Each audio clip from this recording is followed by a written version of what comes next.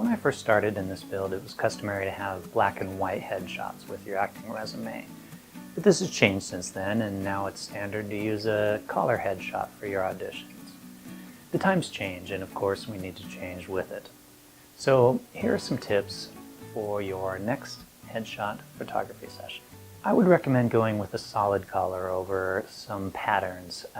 Whites generally are something you want to avoid. Blacks, it's kind of up to you. I personally am not a huge fan of blacks. I think maybe something that complements your skin tone, like browns or blues, grays, greens, stuff like that. Also avoid reds. There's something about red that just doesn't look right. Also avoid large jewelry items. You don't want to wear something that's going to take away from your face. Now, here's something that you need to kind of think about, and it's how you want to present yourself as an actor. Are you a dramatic actor? And the posing and framing is going to express how you are and how you want to be portrayed. You don't want to take a picture that's so close that it crops the top of your head off. It does emphasize your eyes, yes, but casting agents do want to see the full head. They want to see, the hair, they want to see the chin, that kind of thing. Have a little bit of your shoulders in it as well. But you can avoid your belly, anything like that.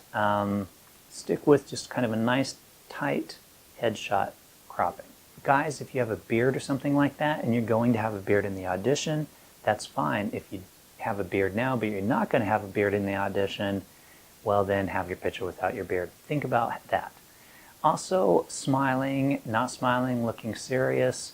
This is up to you as well. I think if you are going to smile, have it be a somewhat genuine smile. Talk to the photographer, be relaxed, go to your happy place mentally. Don't do a fake smile. Those always look fake.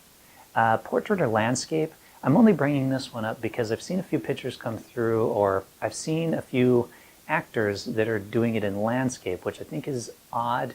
It generally doesn't work with the framing of what your paper resume looks like.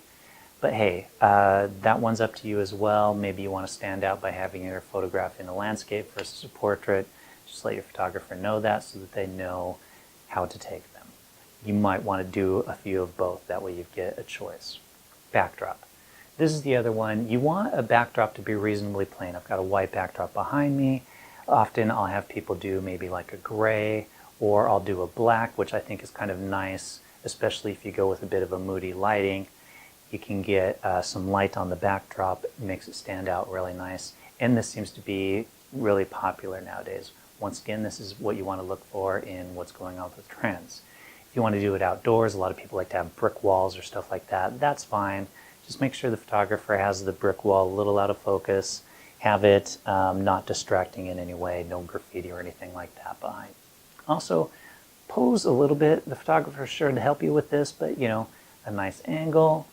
Pick your better side, lean into it, that kind of stuff. It's not a passport photo. You're not going to stand straight, looking straight at the camera like this.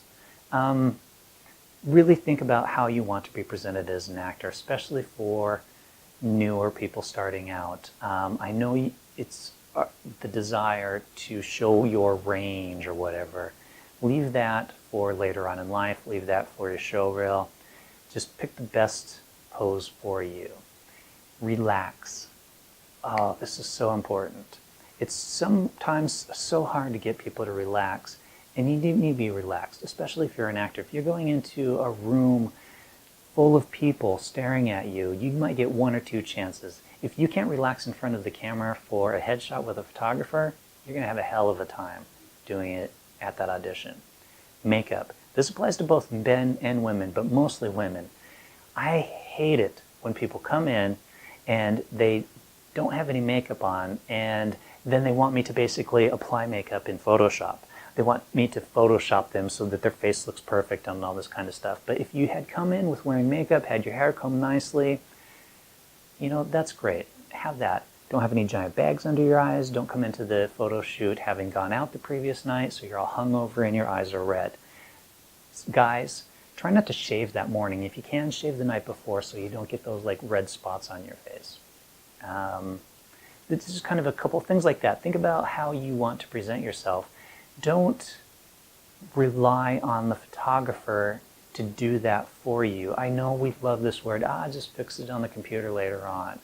But if you, just like during an audition, you want to nail that the first time in person, in front of whoever you're auditioning in front of, whether it be on camera or in person. You should come into your photography session with the photographer ready to go like that. These are just a few tips. I hope you find them helpful. Whether you come to me or you go to a different photographer, just make sure to take a few minutes, discuss with the photographer how you want to present yourself to casting agents, to directors, to the community out there. Well, there you go. That's it. Those are just a few tips. Like I said, hope you found them useful. Have a nice day.